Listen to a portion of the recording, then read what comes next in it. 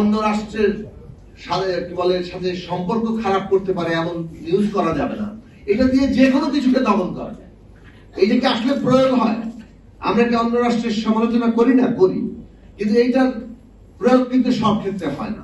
এটা এই ধরনের আইনই করা হয় যাতে সিলেক্টিভ প্রয়োগ করা যায়। এই সিলেক্টিভ প্রয়োগগুলো আমরা কিভাবে হয়েছে গত 15 বছরে দেখেছি। অনেক আইন হয়েছে, এমনকি ডিজিটাল সিকিউরিটি অ্যাক্টেও আমরা দেখেছি এর কতগুলো সিলেক্টিভ প্রয়োগ আছে। এবং মূলত সমাজে মানে ডান্ডার শাসন আছে, ক্ষমতাটার প্রদর্শনী আছে, ভয় দেখানোর চেষ্টা আছে। এটাই হচ্ছে মূলত এই সমস্ত আইনগুলোর মূল প্রেরণা। সমাজে ভয় তৈরি করা এবং সেই ভয়ের বিরুদ্ধে আমাদের লড়াই করা, কারণ আমরা একটা ভয়হীন সমাজ তৈরি করতে চাই। এবং গণতান্ত্রিক সমাজের এটাই মূল বৈশিষ্ট্য যে সে সমাজ থেকে ভয়কে দূর করতে পারে। ফলে আমাদের প্রধান বিবেচনার জায়গায় রাষ্ট্র এমন কোন আইনই করতে পারবে না যে আইনের জায়গাতে আসলে কোনো না কোনো ভাবে সেই গণমাধ্যমের স্বাধীনতাকে খর্ব করে। ফলে সেইটার জন্য সামাজিক রাজনৈতিক শক্তির যাকে বলে শক্তিশালী হওয়া, ঐক্যবদ্ধ থাকা, সচেতন থাকা, সক্রিয় থাকা, সরব থাকা, সেটা খুব জরুরি প্রশ্ন। ফলে গণতান্ত্রিক ব্যবস্থা কেবল আইন নয়। গণতান্ত্রিক ব্যবস্থা একদিকে যেমন আইন, অন্যদিকে তার সক্রিয় জনগোষ্ঠী যারা তার সেই আইনি অধিকারগুলো নিয়ে সরব থাকে। এবং শেষ পর্যন্ত যেটা জরুরি জায়গা, খোদ সাংবাদিকদের নীতিমালা কি হবে, তাদের জবাবদিহি কি হবে। সাংবাদিকতাও একটা ক্ষমতা। ফলে সেই ক্ষমতার যদি কোনো জবাবদিহি না থাকে তাহলে সেইখানেও বড় জায়গা। এখন এথিক্যাল জার্নালিজমের জায়গা থেকে সেই নীতিমালা নিশ্চয়ই আছে, আর এই বিষয়ে সাংবাদিকরা আমার চাইতে ভালো বলতে পারবেন।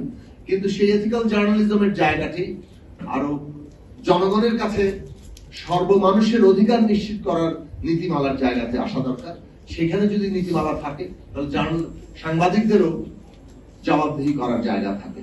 ফলে কারোরই একচ্ছত্র ক্ষমতা যাতে সমাজে তৈরি না হয়, সেটাই গণতান্ত্রিক ব্যবস্থা। এবং সেই গণতান্ত্রিক ব্যবস্থা নির্মাণের জন্য আমরা লড়ছি। এই অভ্যুত্থান, এত আত্মত্যাগ, এত রক্ত, তার মূল প্রেরণার জায়গা যাতে কেউ ছড়ি ঘোরাতে না পারে। কিন্তু দুর্ভাগ্যবশত আমরা দীর্ঘদিন ফ্যাসিবাদের বিরুদ্ধে লড়াই করেছি, এবং যে কোনো ফ্যাসিবাদী ব্যবস্থা, কর্তৃত্ববাদী ব্যবস্থা, তার মতাদর্শের বিরুদ্ধে যখন লড়াই হয়, এর মধ্যে একটা সমস্যা তৈরি হয়।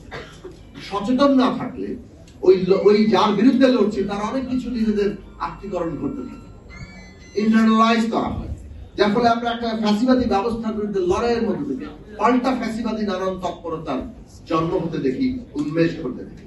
এবং এইটা বাংলাদেশে একটা বড় প্রবণতা। এই দেশে অভ্যুত্থানের উপর দাঁড়ানো সরকার তৈরি হয়েছে, কিন্তু মব আক্রমণ চলছে। এখন কোন জায়গায় মব আক্রমণের হুমকি দিলে তো সেই জায়গায় কার্যকর হয়ে যাচ্ছে, ভয়ের চোটে কারো চাকরিতে খেয়ে দেওয়া হচ্ছে। তো সুতরাং এই মব আক্রমণ বন্ধ করতে হবে। রাষ্ট্র যদি মব আক্রমণ বন্ধ করতে না পারে তাহলে রাষ্ট্রেরই তো অস্তিত্ব থাকে না। রাষ্ট্র তো এখানেই তৈরি হয়েছে যে নানান পক্ষের যে নানা ধরনের দ্বন্দ্ব, সংঘাত, মারামারি, এমনকি খুনোখুনি, সেইখানে সে একটা মীমাংসার জায়গা আনবে। তো সুতরাং মব আক্রমণ, যেহেতু আমরা লড়াই করেছি, অতএব আমরা জুলাই লড়াইয়ে থাকার কারণে আমরা মব আক্রমণ করার ক্ষমতা অর্জন করেছি, এইটা যারা মনে করেন তাদেরকে প্রতিরোধ করতে হবে, এবং না হলে আমাদের গণতন্ত্র ধ্বংস হবে। সুতরাং আমরা একটা প্রবণতা দেখতে পাইছি, আমরা যা বলবো তা হবে, না হলে আমরা দৌড়ানি দেব। এই সমস্ত প্রবণতা যারা করেন তারা মোটেই গণতন্ত্রের পক্ষের লোক নন।